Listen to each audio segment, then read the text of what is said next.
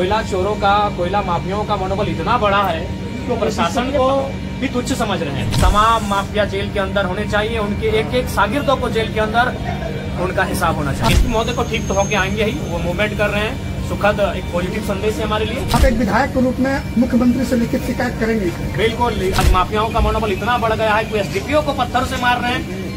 ये बहुत ही दुर्भाग्य विषय है, ये निंदनीय विषय है। सत्ता पक्ष का आदमी लग रहा वो।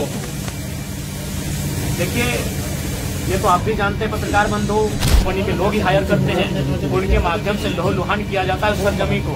और आज उस लहू लुहान की कीमत एक काबिल, एक जाबाज अफसर को घायल होकर चुकानी पड़ रही है। ये बहुत ही दुर्भाग्य विषय है।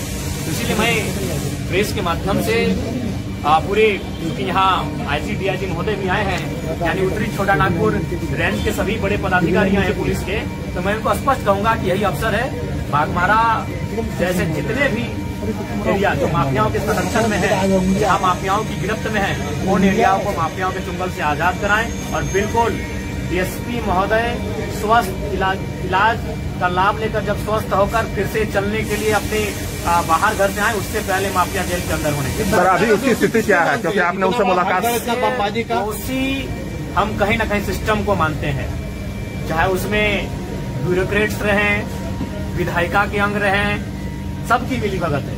हो सके बिल्कुल तो सिस्टम में जो भारत का लोकतांत्रिक सिस्टम है, उस सिस्टम को हम दोषी मानते हैं। उस सिस्टम में इतनी ताकत नहीं है कि माफियाओं का मुकाबला कर सके। आज माफियाओं का मनोबल इतना बढ़ गया है कि एसडीपीओ को पत्थर से मार रहे हैं।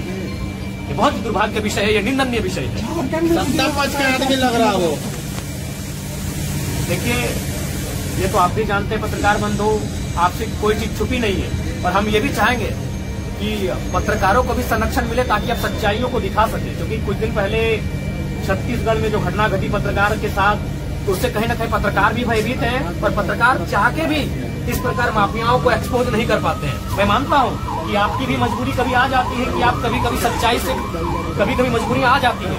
इसीलिए आज जब पुलिस के साथ हमला हो रहा है तो पत्रकार भी कभी कभी असहज महसूस करते हैं। और हाल फिलहाल छत्तीसगढ़ में घटना बहुत ही दुर्दांत घटना हमारे सामने आई है। पत्रकारों के लिए सदन में क्या कुछ? बिल्कुल, इस बार जो सदन हम जाएंगे तो पत्रकार, वकील, तमाम उनका भी प्रोटेक्शन एक्ट का हम जिक्र करेंगे, उसे सदन में उठाएंगे।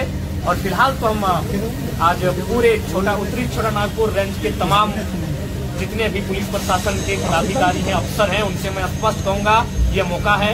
डीएसपी महोदय को ठीक तो होके आएंगे ही, वो मूवमेंट कर रहे हैं। सुखद एक पॉजिटिव संदेश है हमारे लिए, वो ठीक होके आएंगे ही। लेकिन वो ठीक होकर जब ड्यूटी ज्वाइन करने से पहले तमाम माफिया जेल के अंदर होने चाहिए, उनके एक एक शागिर्दों को जेल के अंदर उनका हिसाब होना चाहिए। आप एक विधायक के रूप में मुख्यमंत्री से लिखित शिकायत करेंगे? बिल्कुल। अभी जस्ट हम घर जाएंगे, हमने अपने असिस्टेंट को इसकी सूचना दे दी है।